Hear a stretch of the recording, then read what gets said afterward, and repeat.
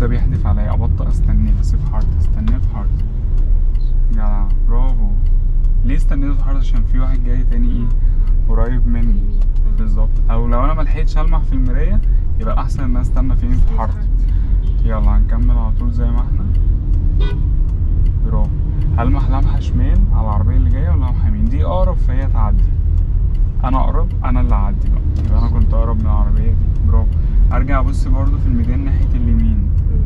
بصي انا اقرب فانا اعدي، بس بصي قدامي شوية. جدع برافو. لازم ارجع بعينيا تاني على فين؟ على الطريق تاني بسرعة. لازم انزل شوية،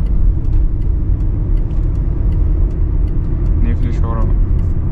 بعدين احنا دخلنا الميدان نسينا الاشارات بتاعتنا، يعني المفروض في الاول بناخد على الاقل ايه اشارة ناحية الميدان، وبعد كده لو احنا مكملين على طول بناخد اشارة العكس اللي هو ايه ناحية الاتجاه بتاعي.